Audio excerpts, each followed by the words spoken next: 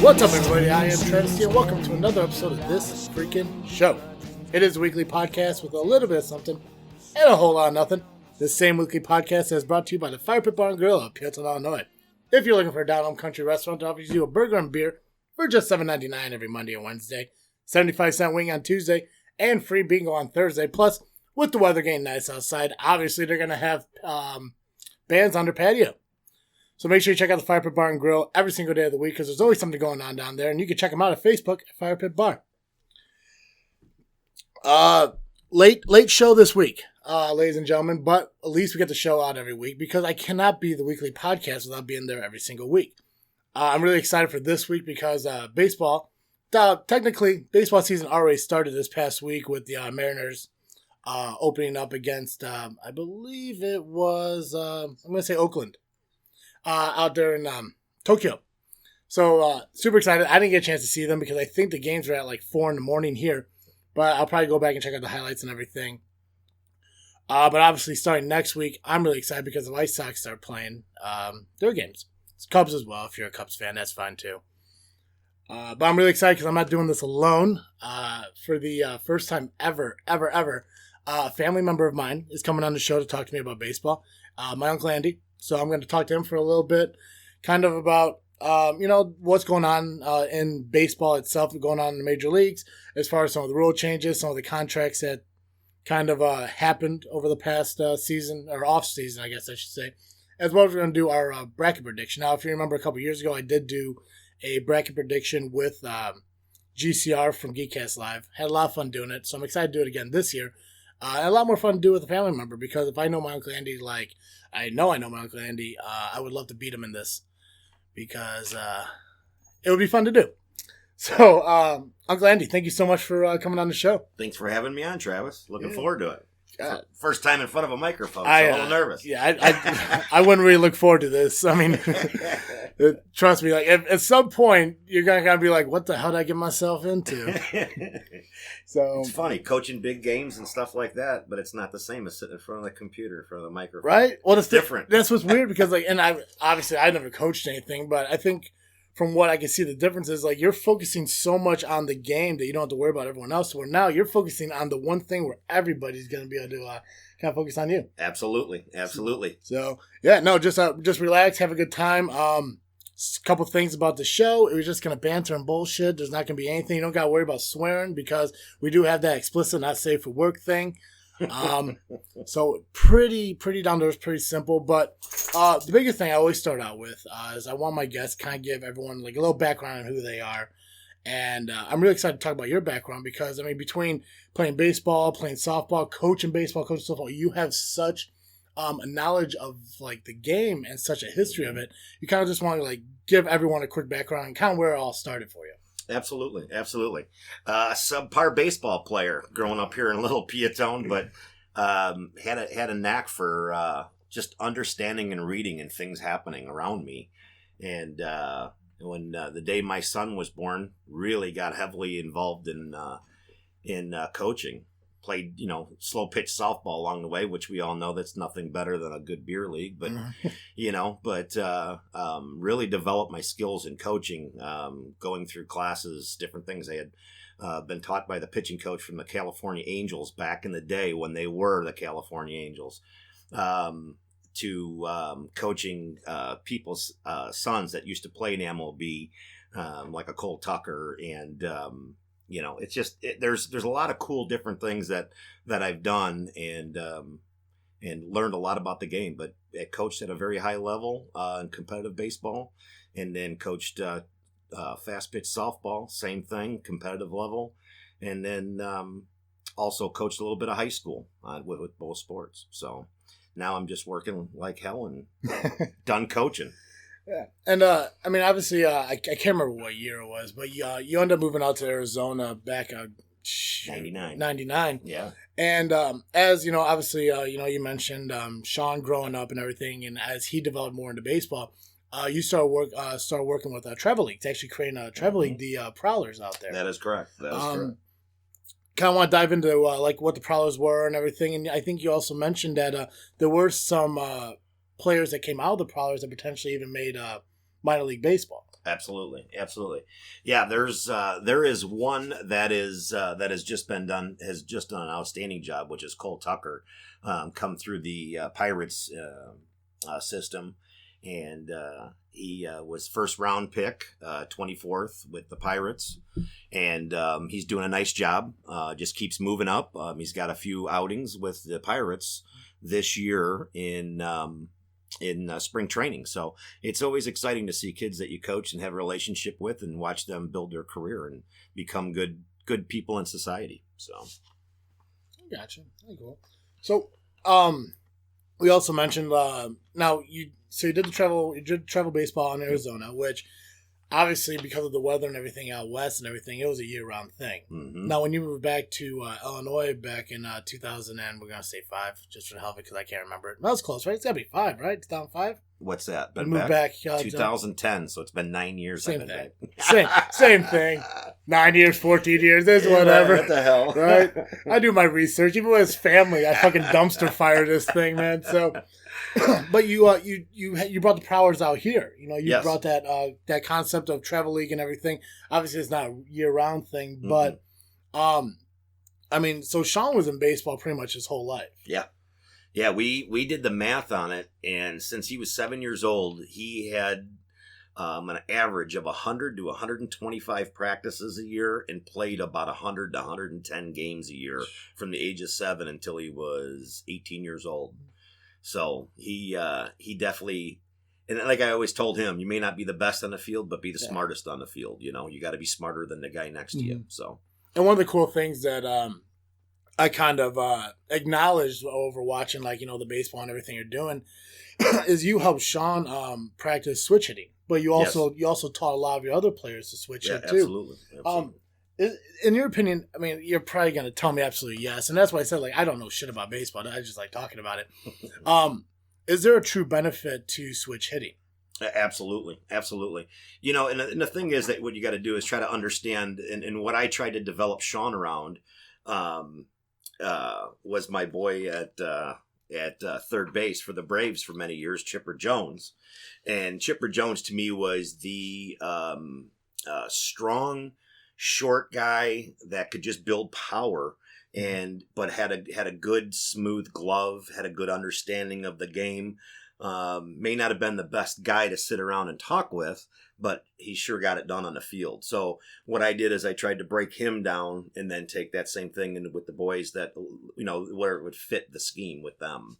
So, and that's what I did with Sean. And let me tell you, there is, I had a drill for anybody that we flipped over on the other side, whether you were lefty wanting to hit righty or righty wanting to hit lefty.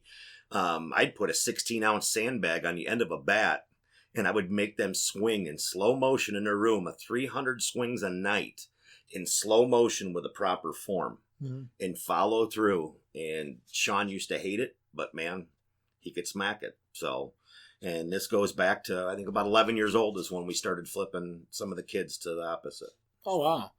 Yeah, I mean, obviously, like, you know, when you look at, like, you know, Sean's ability to play the sport compared to mine, obviously baseball isn't a genetic thing. Because I remember, and I'm not sure if you remember this, but you have to. We did co-ed softball. I put together a co-ed softball team, and you played and everything. You played for my team. Sean Cam played for my team. You put together a team. I wasn't invited. That's totally okay. I get it. But I remember I was talking to you about hitting, about how, like, I wasn't really great at it, and you wanted to do this practice. I'm sure there's a real name for it. But you basically just stand on the opposite end of on the opposite side of the plate, toss the ball up into the strike zone, and then I hit it out. Right. Well, I whiffed it probably a good like 7 out of 10 times. Right. So obviously I'm not great at it. I get why I wasn't invited. That's fine. It was, you know, whatever. But so when it comes to baseball, then do you believe that baseball is something that you have to learn at such a young age, like 5, 6, 7 years old, or could it be possible that someone has such natural talent that they could start it out in high school and go on to having a great career and stuff like that? I'll tell you, I mean, when it comes to the MLB, it's just no different than the MLB, and what we look for as coaches when we were developing high level players is the fact that you can always teach a kid a good glove, okay? But there's a natural ability when it comes to hitting. Yeah. Okay, so everybody can hit at some sort of level, but you can only tweak and adjust so much because there's such a mental aspect to it. You only have control of your mental aspect. So as a coach, you can only develop that player so much. So like for the example, when I would throw that ball up and you would swing through it and miss it, my thought process is I'm breaking it down, going where do the failures come in to make that happen? Yeah. Okay. And failure is important, guys, just so we all know. Baseball, failure is the majority of everything you do. So I would sit there and look and I'll go, okay, I'd say, all right, Travis's eyes are moving from here to here. When he goes to lean back, what happens is the eye level plane changes. When that happens, you actually take yourself out of things. Mm-hmm. So again, that's one of those hard things to do. But I'll tell you what, you can always teach a kid to play catch. That's why if you're a good hitter, or I should say a great hitter in high school, you got a really good shot at moving on to the next level, even if you don't have a great glove, because you can always be taught how to have a great glove. Yeah. Oh, and I think that I did pretty well as far as fielding. Right. I mean, obviously, couple bruises here and there. Oh, jeez. I couldn't count how many times you cringed when the ball came back up the middle. And what's weird is, like, I mean, again, it comes down to your knowledge of, like, the sports, whether it be baseball or softball or whatever. You know, I saw it as that I, just pitched the ball, the guy hit it, it went back up the middle. But you were able to tell me, you were able to determine just by looking at the swing if it was an intentional thing or if maybe I just pitched the ball too far outside and they pulled it and stuff like that. So it's really interesting to see how people have an eye for that thing and how you made such a career. Now, how long from beginning to now is your coaching career then? So coaching started in 2002. So the last 17 years. Okay.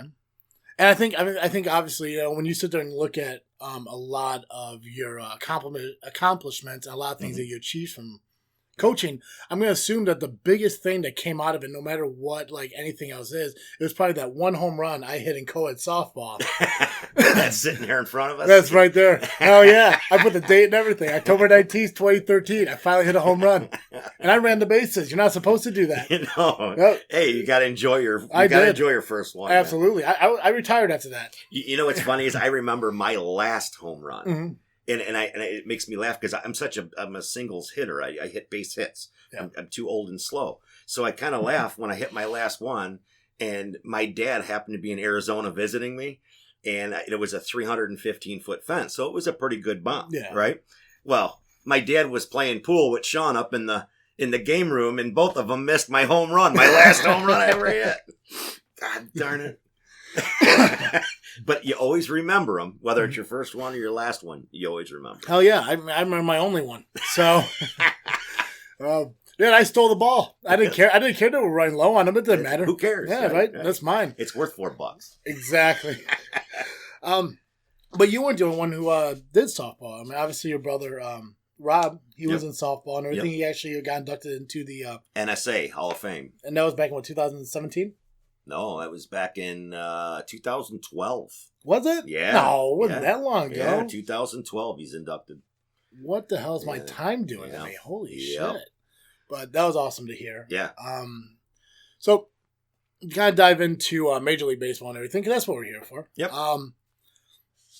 Now, a lot of things are obviously changing within the sport itself. A lot of things have changed in the past. And I kind of just want to get your opinion on how you feel as a coach, because obviously a lot of the same rules apply in baseball, whether it be the major leagues, the minor leagues, travel baseball, anything like that. They try to keep everything consistent because it teaches them a concept as they grow up. Absolutely. So we've heard a lot about pitch clocks that they're looking to do potentially starting in, I believe, 2020. Mm-hmm.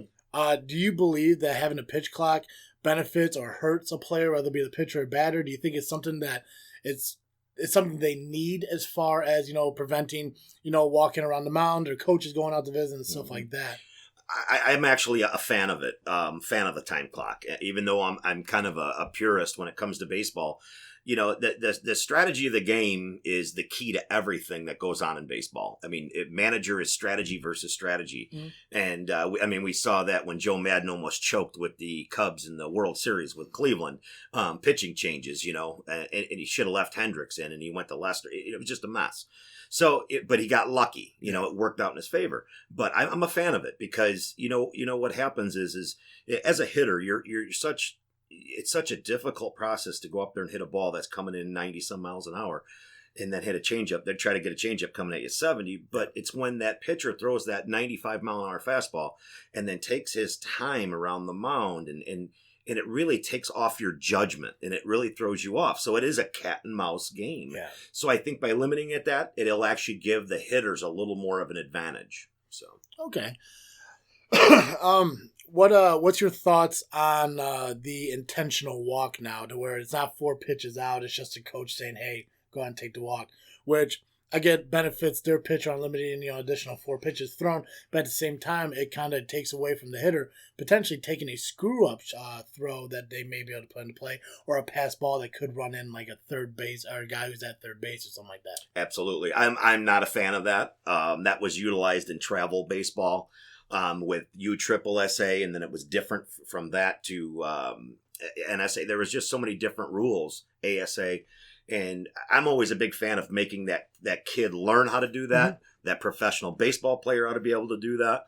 And again, I know it's not a full blown pitch, so it's not truly a hard thrown ball, but it still takes some skill to make sure you place the ball where the catcher wants it. So I'm not a fan of that at all whatsoever. Probably the biggest thing that a lot of people have an issue with or a lot of input on is the designated hitter. Yeah, and actually, even though I am a kind of a purist, I will have to say, I know that there's a conversation about the or about National League picking it up, and I actually like the idea of the good hitters being able to prolong their career. I mean, we saw that in Boston. And I'm a huge fan with Big Papi, obviously. I am a fan of seeing these guys still go out there and being able to produce. Mm-hmm. And all of us know that the last thing we want to do is go up and watch a pitcher hit, because it's just the ugliest thing ever. As a coach, I hated it. As a pitcher, when I was in, I would rather focus on what my job was, which was to throw balls and strikes. Yeah. And try to get hitters out. Yeah, and I'm in the same boat. I do agree. I like the DH thing just because it gives a longevity to like certain players. Sure. Especially like when you sit there and you look like Ichiro. I think he's turning like 45 this year, and he's still playing. I mean, even the Mariners, to have him on the team to even play, I don't know how much time he's really going to have playing because of all the younger guys that they brought up.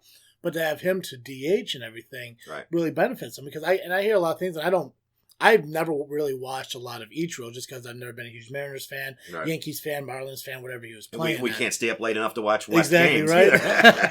Exactly. And but everyone keeps saying that, regardless of like, the hits that he got and everything, like he could crush a home run like easily. He just chooses not to. Right. Now, do you find that there's a positive in that aspect?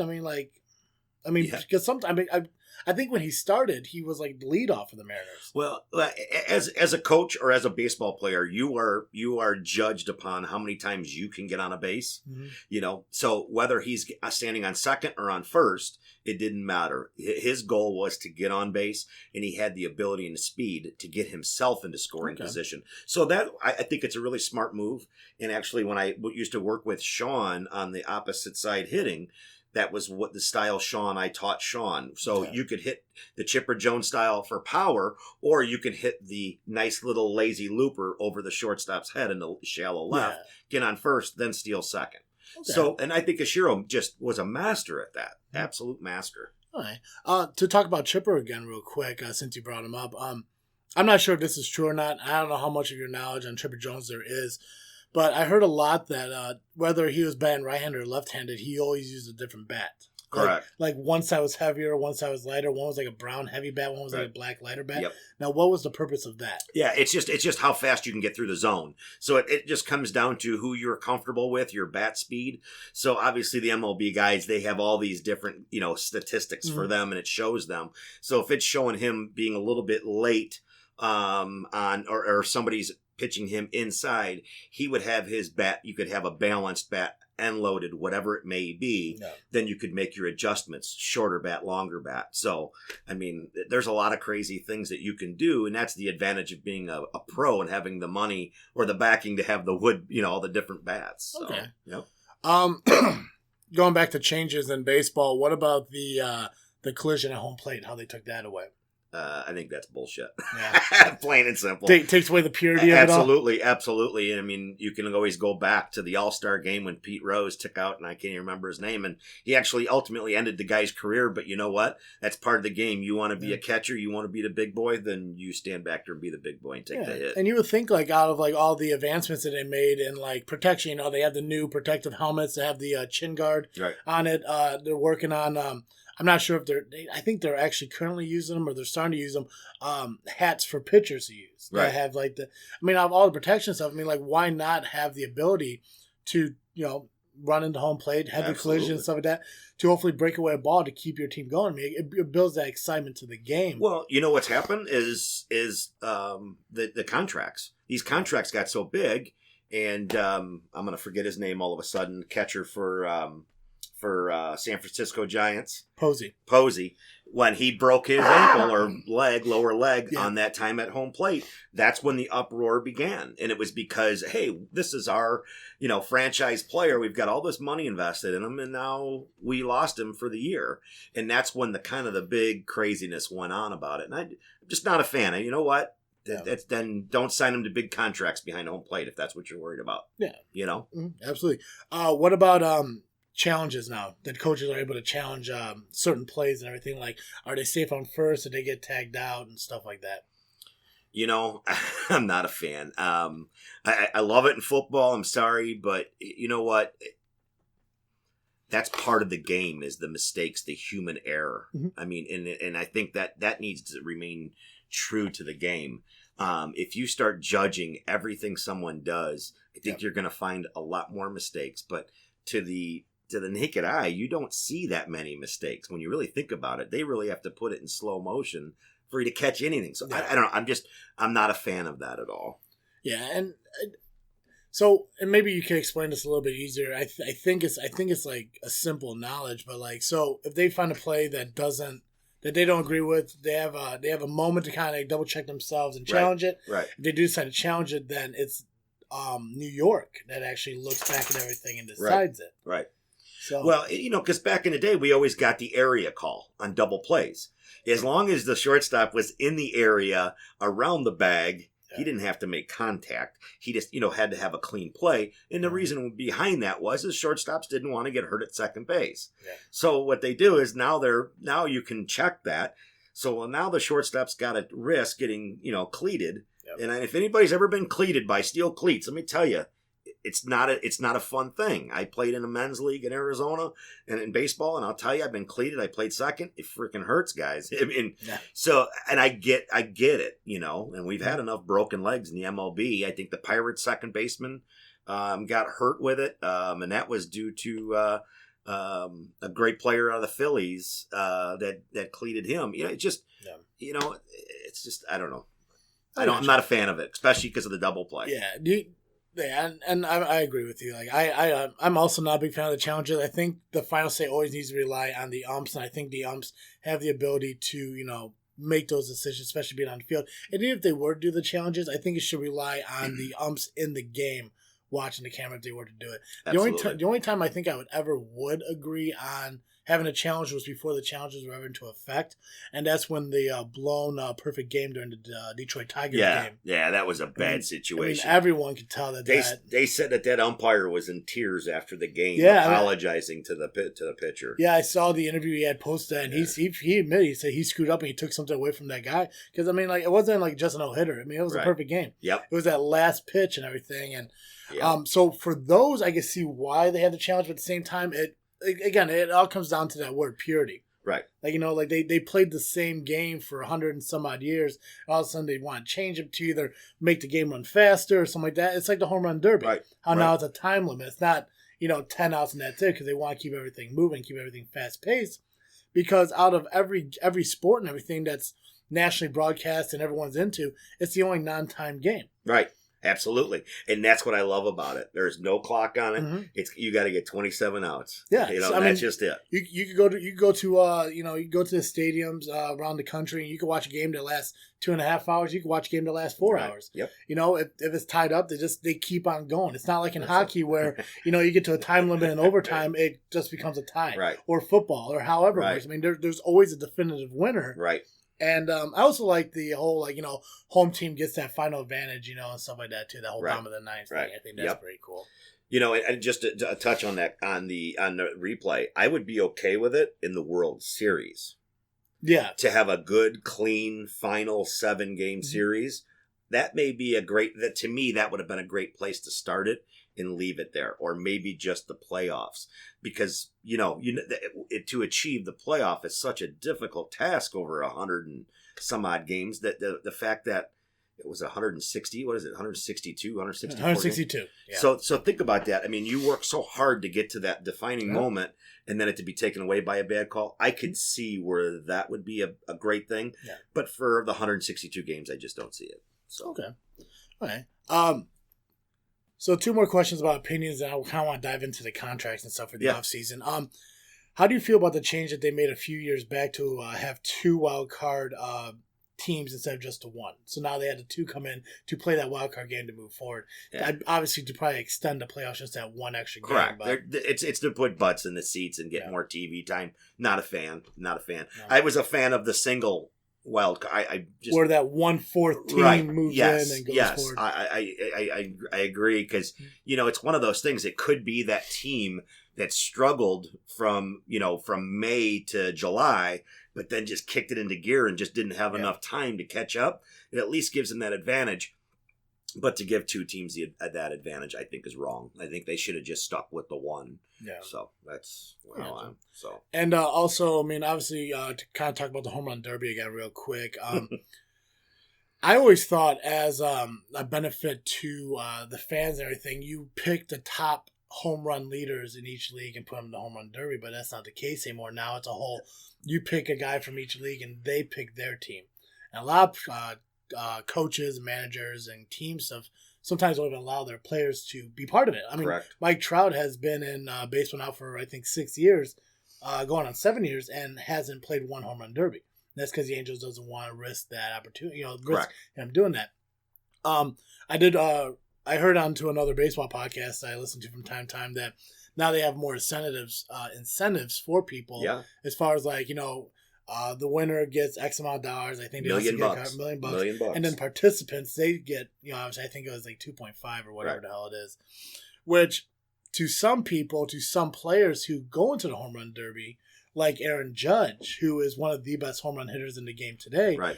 Whether that be because of the fucking stadium he plays in. Right. Yeah. Short porch and right center. Yeah.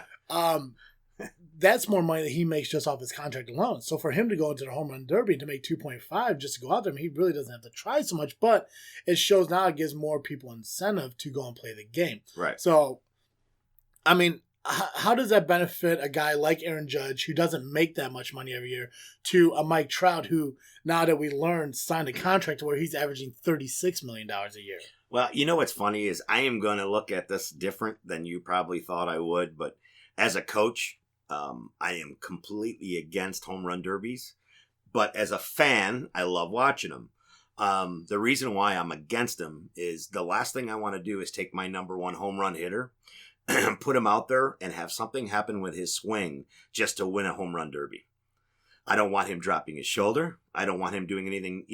If he goes up there and does a natural hit, a natural swing, totally cool with it. But if this individual may want to win it more than anybody else, you might get a dip. And to get a dip in the MLB could take you 3 months to get rid of. That's a serious situation. So I get why certain guys don't do it, and I'm sure that's why Angels don't want Mike Trout. He is a line drive hitter. If it goes out, it's because he smoked a line drive ball. You know what I mean? And that's the biggest thing behind it. In a lot of it, it's a lot of showmanship. I've been watching Bryce Harper since he was 15 years old at the Las Vegas Baseball Academy. Obviously, all the travel ball I coached was in Arizona for the majority. So I knew exactly who he was before anybody else, before the national media. And I love Bryce, but the fact of the matter is he's a showboat, and it's all about Bryce. Now that he's got his contract, now it's about Bryce getting it done. So I get why he did that. I think that was more for his personal. So I think a lot of these guys get in the home run derby for personal reasons, and it has nothing to do with money. So that's kind of my take on it. So. Yeah, and see, this is why I love, especially when talking to you. This is why I love talking to you about baseball, because you kind of brought up a couple more questions now that I have. Mm-hmm. So, let me remember them for a second here. I just had them.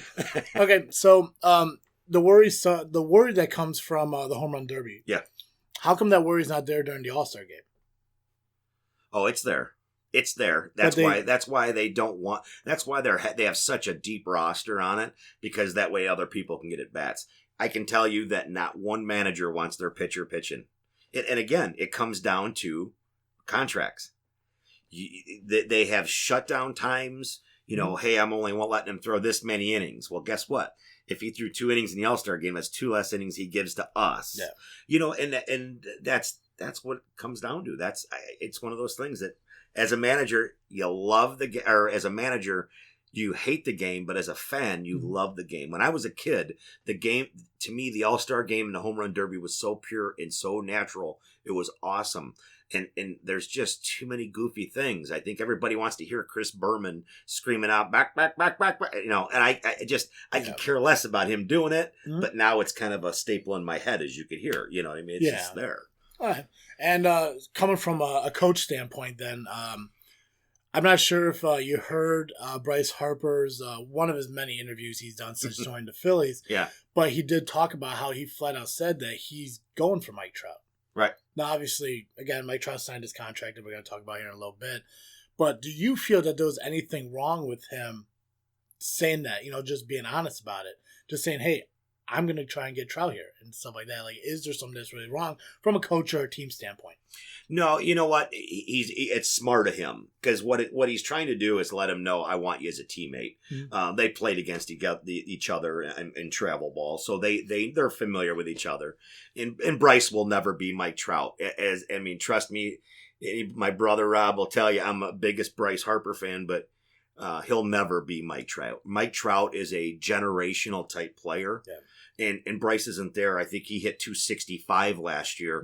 Mm-hmm. Did he get he did have RBIs and he did have the walks, which is impressive, but nobody on the field right now, even Judge is a Mike Trout.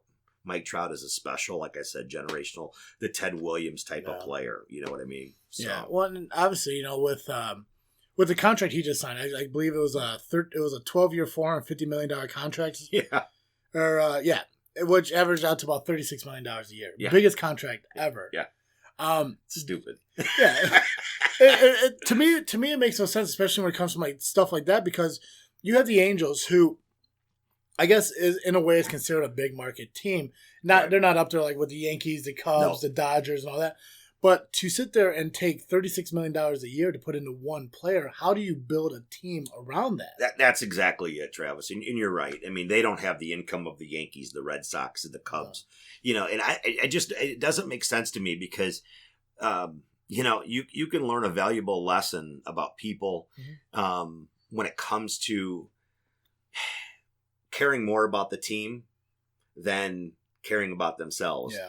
And if I was Mike Trout, I'd rather say, here's what you're going to give me for a contract, but I will adjust it every time you need to go after a player, because winning a World Series is more important to me than winning a contract. And again, it's a generational thing, guys. Like I said, he's a great player, probably the best we'll ever see in this generation. Mm-hmm. But again, his head's on wrong. And I disappointed in it. Well, especially when you sit down and look at it, because I don't know a lot about contracts other than what I see in MLB, the show I play on PS4. But the annual salary increases over time, or it could stay the same, however they decide it.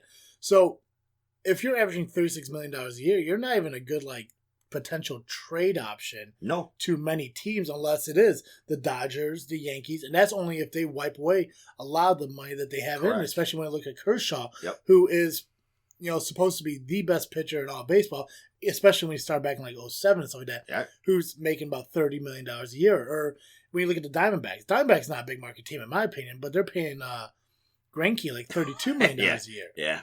I'm pretty sure they're regretting that. Yeah, that was hook, line, and sinker. And then he did have an okay year last year, but the year before with the Diamondbacks, it was terrible. Yeah. So, and I don't see the Angels coming to Mike Trout the same way that the Marlins ended up with Stanton, offering him like a boatload of money that they realized was a mistake right off the bat, because I don't think they have the capability to have that rebuild quite yet. Right. And lucky, Yankees decided like, yeah, I'll take him. Why not? Right. But now I feel that they're going to be stuck with Trout through his entire contract. I don't know what his contract entails. I'm not sure if it's like Harper, because Harper ended up getting a 13-year, $330 million deal. Right. But he has no trades in it. Right. So, real quick, we'll just so Mike Trout got Mike Trout, I think, was 12 years, $430 million. Correct. Bryce Harper was 13 years, $330 million. Manny Machado got 10 years, $300 million. That's the most ridiculous one of them all. That's what I was going to ask you. Out of all three, which one is the worst? I can tell you right now, as a coach, I wouldn't. Manny Machado is a good ball player, but I would never want to coach a guy like that. He's just not. He's just not one of those. That's not a personality I would want.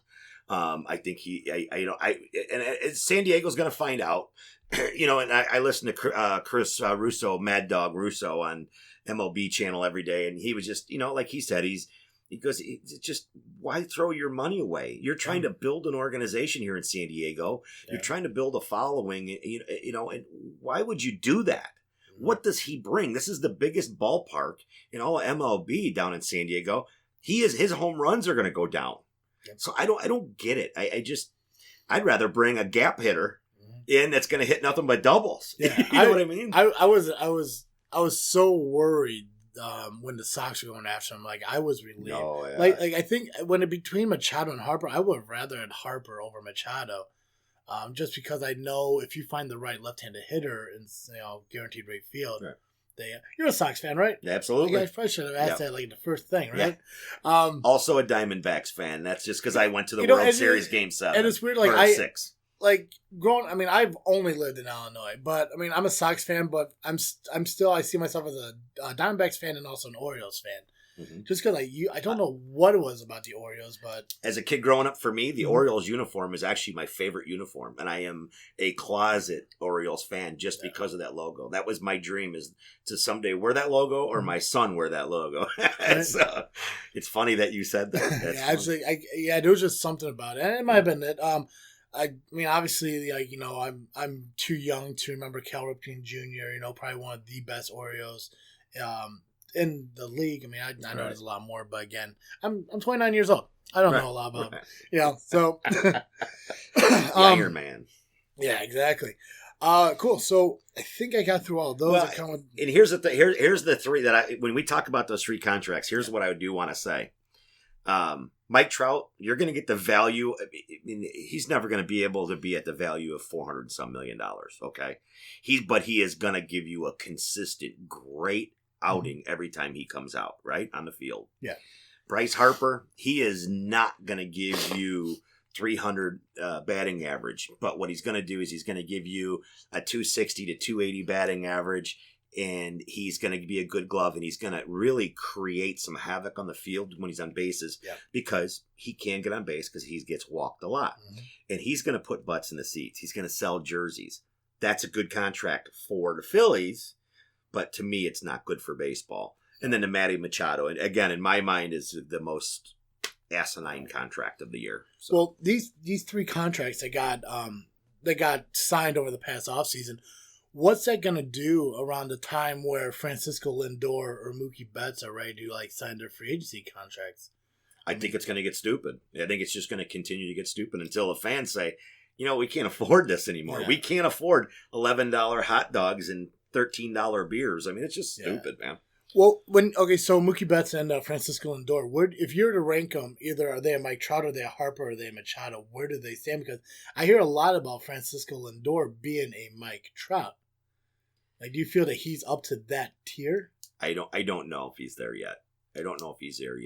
I would put him in extremely solid baseball players, and they can put butts in the seats. But are they the type of player that can take you across the finish line? Yeah. Right. And I don't know. I guess I don't watch them enough to know if they are. And that's that's on me, Mhm. coaching travel softball last year, missing a lot of MLB games. Yeah. But, I just don't think they're there yet, in my opinion. Okay. So, What's your thoughts on contract manipulation? Like Eloy Jimenez or Vlad Jr., Chris Bryant a couple years back being sent down to the minors for the first 3 weeks or 4 weeks of the opening new season just to get an extra year off of them in arbitration. okay. Well, a player can decide to stay in college instead of going to the MLB just because he doesn't like what team drafted him. Yeah. So just, you know what I mean? Who was going to draft them? So I guess it kind of works both ways. We can always have pity for that player, or we're going to miss out a year of that player. But you know what? That's part of the game. You know what? They absolutely hammer these teams when they get their big contracts. Yeah. Right? So that's when the team gets basically their due back. Is at the beginning. So is the only benefit really to putting off signing and going back to school is just to hone their skills more? I mean, is that the only thing? Or well, no, there's multiple facets to that. So one of them is it comes down to what is it that you want for a sign-on bonus, okay? So what is it that you're being offered directly out of high school? Most MLB players that I know, what their recommendations always was a 6-figure. If you're offered a 6-figure sign, it's worth it. Mm-hmm. You're going to be set. You're going to be able to do enough with that money after taxes to really set your life moving forward and still be able to go to college, right? And then you have to, you've got the other factor of you don't like who is offering you the money. You don't want to be a part of that organization. That's the one thing, like the Sox. We've had a local teacher here whose son played for the White Sox. Unbelievable pitcher. And he feels that the White Sox destroyed his arm in the minor leagues. And he recommends every kid never to play for the White Sox through the minor league system. But so you might have those rumors or different things that would make you decide on when you should go or not. But I'll tell you what, it's when it comes to college, I'm a fan of at least 2 years of college. You get to learn how to live on your own. You get to learn how to live on meal money, right? Yeah. Mommy and daddy aren't there to take care of you every day. There's a lot of different factors. So to me, I'm a big fan of college because 2 more years of working on your tools, your skills, and your personal skills, how to do interviews with TV, radio. Yeah. I think that's just a big part, and it should be important. As you can see, Bryce has had help with it because here's a kid, straight out of high school. He went to junior college for 1 year just to do it. But he got his GED. The kid didn't even finish high school. Think about that. That's how bad he wanted to move up. And again, I just don't think it's good for you. I think it's important. You're still maturing when you're 18 and 19 years old. So just not a big fan. Now, like Cole Tucker, the kid that I coached, and he's with the Pirates. Great young man. He had a full ride from U of A, and he chose to go with the Pirates. Again, he had $1 million plus offer. Why not? I don't blame him. Not one bit. So cool. Let's dive into our brackets. Okay. You did. You went all the way down to the series winner, correct? No. No. Well, but I can walk going through to. that. You're going to. Yeah. That's how we do this. Cool. So we're just going to run through the bracket and everything and just pick who we feel is going to end up in the playoffs, right? The winner of each division league, league's division, the wild cards and stuff like that. And then we're just going to break it down. Obviously, when it comes to baseball, the 2 wild cards will face each other. The winner of the wild card faces the top seed in the league, and then they kind of break down from there. Right. So, okay, so let's look at, you want to do, I'll let you choose. You're the guest. You want to do American League or National League first? Let's do the American League since it's so simple. There we go. Cool. All right. All right. So, who do you have winning the American League East? Red Sox. Got to be the Red Sox. Yeah, it's got to be. Okay. And of course, we just found out a little bit ago that Chris Sale signed 4-year or 5-year, $145 million. Yeah. See, look at that. You're a better host than me. Right? So that just happened an hour ago. Yeah, so and that's pretty cool. Especially for a player to get that longevity extension. Even Dallas Keuchel right now is still looking for a. Absolutely. And I honestly, I think that falls a lot on his manager, who focuses. I think he focuses a little bit too much more on Harper than anything, which I get it. but I think that eventually affect Dallas Keuchel. Now, I've heard a lot of things, too, that Keuchel will eventually be signed, but it'll probably be following the trade deadline or the draft, so it doesn't affect the draft pick and stuff for the year. Right. And I tell you what, if you take a look, the money he got, he only pitches, 28, 30 times a year? So think about that, $145 million for playing 30 games a year versus 162 games. Think about where that money dollar value is, but Chris Sale's worth it. A few years back, I was talking to a bunch of guys when I worked at Intertech, and we were talking about money and everything, like a lot of people do, about how we feel we should get paid more. But I was joking with them. I was like, do you guys understand how much Clayton Kershaw makes? And like they really didn't ever look into it. We broke it down like to the second, and that dude makes and this is like January 1st at midnight to December 31st at like 11:59 p.m. to the second throughout the entire year. That dude makes about 48 cents every second. That's crazy. Yeah, and it's crazy. And he only plays 30 games out of a 9-month season. Right. So the rest of the time, it's just he's just there. But because of the money he's making, now I have no idea what that calculates out to $36 million a year that Trout's gonna be playing. Right. But, yeah. I've seen the numbers, the memes come across Facebook, and that's funny. So Red Sox for me out of the East. Okay, yeah, and I chose the Red Sox too. I think they didn't have a lot of major changes other than the closer, obviously Kimbrel not being there again. But Kimbrel, I think, was kind of like on a downhill from last season, anyways. What about the Central? You know what? To me, actually, I think the AL Central is still in trouble, and I think Cleveland's our only. I think that's. I mean, White Sox are still 2 years away, so I think it's Cleveland this year. Okay, yeah, and I went with Cleveland as well. I was actually kind of torn between Cleveland and Minnesota because Minnesota's done a lot of moves and they had a lot of young players and everything coming in. Yep.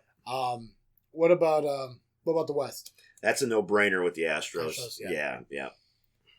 They, as long as they're healthy, they're just, goodness gracious, they're solid.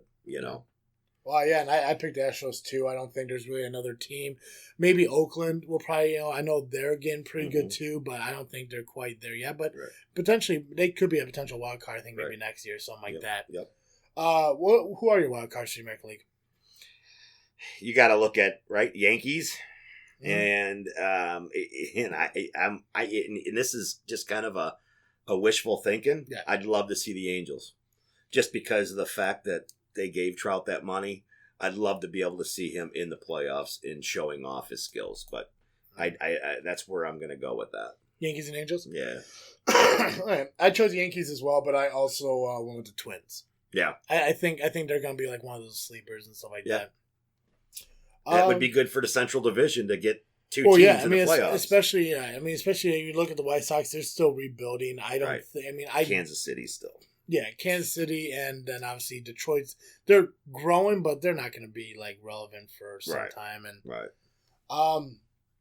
so National League. Then, if we look at the National League East, Braves all the way. Oh, look at so did I. Did you? Yeah, they're just young and up and coming. I think they're following the same footprint as the Cubs did a few years ago. which is a smart plan. Yeah, so. And I think when it comes to 2019, I think National League East is probably going to be the league to actually watch, or just because between the Nationals, the Phillies. The Braves, Pittsburgh's there, which I think they're kind of like they're known, but because of the big signing with Harper and what the Nationals are doing, I think everyone's so focused on the Nationals finally winning one. Are they able to do it without Harper being there? Right. Well, and you got to remember the Mets. You never know what you're going to get from the Mets. They're one of those teams that, for some reason, in that East, they'll be in first place for 3 weeks, and the next thing you know, they're in last place, and you go, "What the hell are they doing?" So I don't know. You just never know what you're going to get from the Mets. That's always the unknown. Yeah, so. And I think the biggest thing with them too, it comes down to their pitching. They have a great pitching staff. Right. I still understand the whole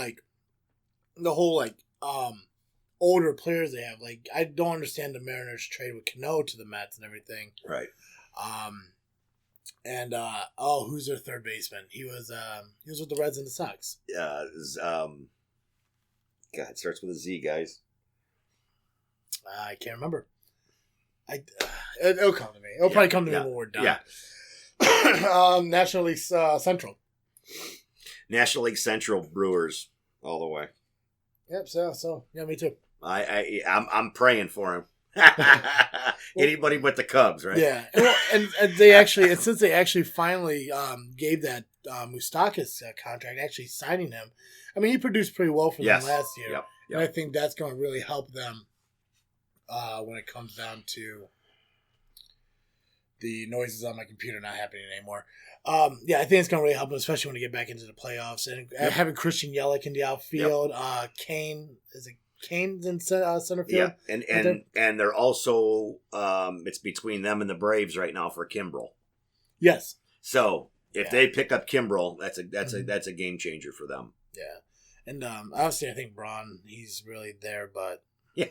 He's more, I think he's there for team leader type situation than he is anything else. Yeah. And then I think, I mean, to me, National League West is a no-brainer to me. But Yeah, Dodgers. Yep. How about your wild cards? I'm going to say the Cubs and the Rockies. I chose Cubs and Nationals. Yeah. Yeah, I think the Nationals, like, I think without Harper, they should still be able to make the postseason. It's probably really dumb to try to pick them, especially with the National League East. But I still have a lot of hope for their pitching staff between Strasburg and Scherzer and what's going on with that. And I don't think the one player, whether it be Harper or not, I don't think that one player is going to make a huge difference in their game. I think with Adam Eaton, I think is still one of the best outfielders in the game. I think he's going to help produce, and as long as he can stay healthy, that's going to help out. Yep. They got that young, I believe he's a shortstop out there now. They have a new outfielder. Yep. And everything. I think that's really going to help out. Yep, for sure. So, all right. So, when you look at playoffs, so who's winning your wild card game? I am Yankees. Yankees? Yeah. Okay.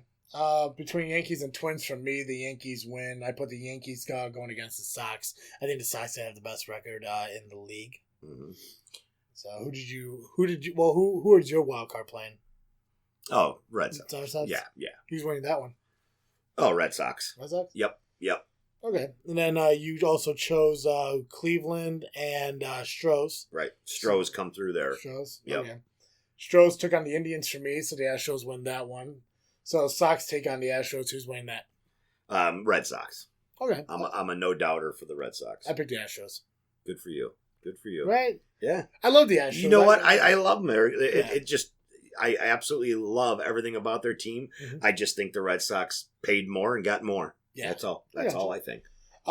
Your National League wild cards. Who won? Rockies all the way. Rockies? Yeah. Okay. So for me, between the Nationals and Cubs, I picked the Nationals, and they're going against who I believe to be the top team in the National League, which is the Dodgers. Did you pick the Dodgers for the top two, or? I did too. Okay. No. I'm sorry. I had the Brewers as my top. Brewers is my top. All right, so Brewers are taking on the Rockies. Yep. Who's winning that? Brewers. Yep. I picked the Dodgers to beat out the wild card Nats on my side. For me, it leaves the Brewers and the Braves. And who'd you got left? That would leave me with the Dodgers, Braves, and I'm actually taking the Braves. The Braves are the Dodgers? Yep. Okay. I chose the Brewers, beating out the Braves. For me, Dodgers took on Brewers and Dodgers won. So I put the Dodgers in the World Series. Yeah. Well, I firmly believe that the Brewers will be in the I think it's going to be a Brewers Red Sox. Okay. Well, I got Astros and Dodgers. Yeah. So who wins your World Series overall? Red Sox. Red Sox. Yep. So they're going to repeat. Yeah. Okay. Yeah. I picked the Astros to win. Good. Yeah. I would have no trouble with that. That wouldn't bother me at all. Cool. I would love to see a small market team. To me, Houston's still a small market. It's not a New York or Chicago. If I had to choose any team right now who I think does have the potential to win the World Series, I would love to see the Rockies win. I don't think the Rockies never won a World Series. I think they've been to like one. I know. So they would definitely be awesome to see win. I would love to see, even the Mariners, because I don't think the Mariners ever made a World Series yet. No. I would love to see them go. Problem is I hate Seattle fans just because of football. Hey, it's just honesty. Man. No, absolutely. Their fans drive me nuts. Yeah. So, I would love to see them. The Mariners, I don't think have done a lot as of right now to make a playoff berth is what they call it. Right. But, I would love to see the Rockies win if they could. But Yeah, no, we're gonna hold on to these. We're gonna see how the playoffs go, and then obviously, when I did this a couple years back with GCR, we had a little bet on it to where the loser had to do a shot of Malort. Now, Oh, no way. no. I'm not saying we're gonna do that, but at least the loser of this has to buy the winner a drink. Absolutely. Just a drink of the winner's choice. Absolutely. Doesn't have to be Malort. Okay. Trust me, I'm not a fan of the shit either. All right. That's Good. why I won. GCR still never took the shot yet. Oh, Still holding it to him. Oh, he can't do that. Yeah. So awesome. Is there anything else baseball related you think we may have missed? Yeah, there's a couple things that I think that we should pay attention to that I found interesting reading. Yeah. So one of the things that was interesting to me is the age trend is down pretty heavy in the MLB right now, and it's been a pretty steady trend. Mm-hmm. And I think it's going to be interesting because I think the game's going to evolve in a different way for guys like me who are in my upper 40s. That's going to be uncomfortable. Where you guys that are younger in your young 30s and 20s, I think maybe you'll find exciting. But it's again, I think you're going to see some changes in the game. Just the way it's played. Yeah. I grew up around the small ball bunting and all that. Now it's all about home runs and strikeouts. Going into strikeouts, we're seeing pitchers nowadays, and you can pay attention to this, but we're seeing more sliders than sinkers. Okay, The reason why pitchers used to throw sinkers all the time was to get ground balls. As a pitcher, you always wanted a ground ball. I could care less as a coach. I could care less about strikeouts. Give me ground balls, right? My infield was solid always. Well, now we're seeing an increase in walks in the MLB due to guys trying to strike people out versus, just getting a ground ball, which then is actually leading to right now there are more walks ever in the history of the game, and there's more strikeouts. Yeah. So when you start thinking about it, I mean, we were talking about this last night at the bar. All right. Chatwood. The average pitcher throws 28 games a year. Okay. Chatwood for the Cubs pitched 22, and he still led the MLB in walks. At one point, he had a 1-to-1 ratio. For every strikeout, he had a walk. That is terrible. Absolutely horrible. Yeah. You want to be a 3-to-1, a 4-to-1, a 5-to-1. I mean, that is just unbelievable. So I think it's sad. And you think about it, Chatwood's probably going to be the Cubs' 5-starter. I mean, so for that to be a 5-man in your rotation is just brutal. But I think we're seeing some weird, interesting trends that, to me, I was just, again, give me a ground ball all day. I know my infielders can play it. You know what I mean? Mm-hmm. But I don't know. So those are just some of the things that, to me, I'm going to pay attention to. Yeah. And it has been something that's been noticed, especially over the years. Like, when you look at leadoff hitters, like, God, I can't remember. I wish I remember names and stuff like that. But Ricky Henderson. Yeah. The leadoff hitter always looked at like speed and like getting the ball and play and everything. Like you mentioned, the bunt, the small ball. It's not like that anymore. Now you got like leadoff hitters like Manny Machado, who they want to crush the ball. Yeah, they still got speed, so if they get on base, they get on base. But he wants to hit the ball out of the park. I think there were some times where even Mike Trout was a leadoff hitter for the Angels in some games. Right. Which blew my mind. Well, it just doesn't make any sense, right? It just doesn't. I mean, the Cubs haven't had a leadoff hitter. They didn't have one last season. Nope. They used it by committee. And guys like Rizzo is a leadoff. Give me a break. I mean, the guy's even Schwarber. 6'5", 6'6". I think Schwarber was a leadoff. I think it's like some right-handed hitters once in a while. Doesn't make any sense to me. There's just the small ball aspect of the game has gone away, and it just, I don't know. I just don't like it at all. But that's goofy. What the heck? I had one more thing that I was trying to find. Oh, that's what it was. So they're seeing another trend for opening pitchers. Mm-hmm. So I guess the D-Rays did this 14 times last year. Well, what they did is they put an opener in, had him pitch one time through the rotation, and then went to the true starter. And what they're doing by doing this is they feel that they can mix up enough. They don't need late game pitchers. Yeah. It allows the starting pitcher come in the second, third inning and get his groove, and he can make it, which is now eliminating the use of closers. The closer ratio is way down. Yeah. And I think that's what's hurting Kimbrel right now, is not as many people you look at, there's just there was nowhere near as many appearances by closers last year as there were in years past, and it actually is a trend. So again, looking at trends, it's interesting to see the game evolving and changing. So yeah, I wish I remember who the starter was, but I want to say it might have been Strasburg, but there was a lot of discussions on how when it came to pitching that there was one team, and I want to say it was the Nationals, I want to say it was Strasburg. Nope, I lied. It was Baumgartner with the Giants. Yep. They were talking about just having their opening day starter pitch 3 innings and then take it out and let the relief carry the rest correct. Of it. And Baumgartner, I guess he was saying that if they did that, he'd leave as soon as they took him out. That he just didn't want to do it. I mean, and I think when it comes down to it, and you could probably tell me what this is, but a starter has to pitch a certain amount of innings to account for that win, correct? Like they had to play like 4 1/4 or 5 innings or something like that. Because when you look at how you're paid in contract, it's about quality starts, quality innings, and to get a quality start, you have to pitch 6 innings. So if you think about that, now he's got to go. If he doesn't come into, or if he's only getting 3 innings, he's got a chance of not getting the win, right? It just skews all of your stats. Yeah. So again, with baseball being a stat-driven game, it just changes the way everybody views it. So I don't know, but if we start looking at the WAR, how they have the new analytics in baseball and how they're breaking it down, maybe if we're using that, maybe there's a different way they can view it and be paid from that. But again, I understand why Baumgartner feels that way. Yeah. But again, I thought you were there to win games, not worrying about. Well, yeah, and if you end up making a decision to where you say, hey, from now on, our starters are only pitching 3 innings a game, and that's it. How do you account for their contracts and stuff when it comes up to that? It's like, Absolutely. Listen, I would love to give you $34 million a year as my ace, but you really only pitch 3 innings a game. 20, 30 games out of the year. So, I mean, how do you, justify that? Absolutely. And I think that's going to be a huge hit when it comes to especially starters. And I guess it all falls on the union on what they decide too. But I also was reading about one of the rule changes where they say, when you bring a relief player in, he has to pitch to 3 hitters, regardless of, because, obviously, people do pitch hitting and stuff like that.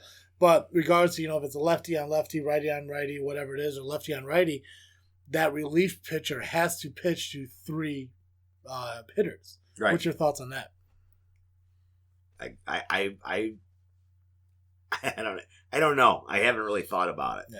It's one of those things because strategy, again, is such a big part of baseball. And if you take away too much of the strategy, it becomes just a blah game, right? I mean, I get the time around the mound, but this would be, I don't know, that would be an interesting. Yeah, and I know a lot of people, especially when they pitch in a righty for a lefty to get the advantage against a right-handed pitcher. For now, they're saying that, that team can't go and get a left-hander out of the bullpen unless that right-hander pitches to 3 people, which I thought was kind of goofy. Yeah, I'm not a fan. Not a fan there. So. Anything else in your biography here? No, I'm all done with my notes. So yeah, it just so everyone can see what I'm seeing real quick here. My uncle walks in here, tells me how he's not really prepared for this, and he brings out a fucking booklet of notes and information and stuff as I sit here with half a sheet of loose leaf legal paper. Well, and what's funny is I finally just threw away all 17 years of coaching. I actually still had all of my lineup cards. Really? And I had all of the cards from the opposite team. So I had a certain way of marking how every person hit and how we wanted to pitch against them. And I had all of those, and I just finally burned them all. I threw them all away. So it's kind of funny. I'm one of those, I say I'm not prepared, but I guess baseball, whether you're talking about it or coaching it or playing it, you should always be prepared. Absolutely. So I guess I get you. Cool. So we're gonna dive into, since we're kind of wrapping up here on baseball. Yep. Which, thank you so much for coming on. No problem. I enjoyed it. I'm gonna let you participate in my final segment of the show, and it's basically called What You Freaking Thinking. So just why don't you go and tell everyone, just, it doesn't have to be baseball, it could be whatever. What's on your mind right now? What are you freaking thinking about? What am I freaking thinking about? What are you freaking thinking about? No freaking collusion, baby. No freaking collusion, right? America's on track, and I'm a happy guy right now. I don't care what your political view is. I know you don't give a shit about what mine is, but I tell you what, the country is headed in the right direction, people. Get behind your president, whether you like him or not. Yeah. We stood behind Obama, even though I didn't vote for him. I still wanted him to be successful, guys. Yep. You know, let's just keep this country on track. Let's keep civility in place, and let's try to do some good. All right, just look at your neighbor, whether you hate him or not, and try to do some good with it. Right. Yeah. I think it'll be a better place. That's all. I agree with you. I agree with you. I'm saying, no, you got to back your nation no matter what. Yeah, absolutely, you know? absolutely. It's America first. The president comes second, in my opinion. Yep. Yeah, it's all about us first. Exactly. So that's deep. That was deep. That's what I'm freaking thinking though, all the time. I thought you were freaking thinking about your 6-week trip you're about to go on or something like that, or God. You know, the fact that you wish you had like a Busch Light or whatever the hell you drink. Oh, jeez. Well, what I'm freaking thinking about, and I'm really excited about it, because I mentioned on the show over the last couple of weeks, I finally got my my podcast store open, so I finally have merchandise for the podcast. Yeah, I'm really excited for it, both for this freaking show and also for Just Freakin' Wrestling, the JFW podcast I do. So I'm really excited about that, ladies and gentlemen. If you want to find it, go to teepublic.com, teepublic.com. Just search TFS. That's for this freaking show. It's going to bring you all the shirts and all the merchandise I have there. I'm really excited that I was able to do this. I've been doing this podcast for about 3 years now. Obviously, we started out with 3 guys here, me, Colin, and Joe. Now it's just me, and I'm fine with it. I love it. And we're keep moving forward and everything. I'm moving forward because of people like you, because of guests like my Uncle Andy and all the other guests I've had on the show. So I'm really excited about that. I know a couple people were mentioning, like, where do I find a shirt? How do I get a shirt?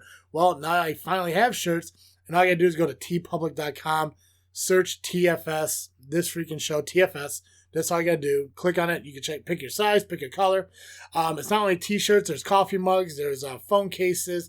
There's laptop bags. There's tank tops, hoodies, sweatshirts, fleece blankets. There's posters. I mean, anything is on there. Different designs and stuff like that. So I'm really excited for that. It's a step up. Yeah, you showed them to me earlier, and I thought it was awesome. And the biggest thing is, guys, very affordable pricing wise too. Yeah. I thought it was pretty affordable. Right? So, yeah, and pretty cool. And it's such a and TeePublic's been around for so long. So I mean, they're very trustworthy. So you go and check them out. Like I said, teepublic.com. Search TFS. Easiest way to find it, TFS. Represent, man. Represent. Right. Exactly. Yeah. I was so happy when I got my first ever This Freaking Show t-shirt. And it just killed me. I was like, well, how do I get more people? How do I get these shirts out to people and stuff like that? And I found the easiest way to do it. Yeah. So make sure you check it out. Again, teepublic.com. Search TFS. If you're not already, make sure you follow me on Facebook, Instagram, and Twitter at This Freaking Show. Let your friends know about the podcast if they haven't had an opportunity to listen to it yet and you think they're going to enjoy it.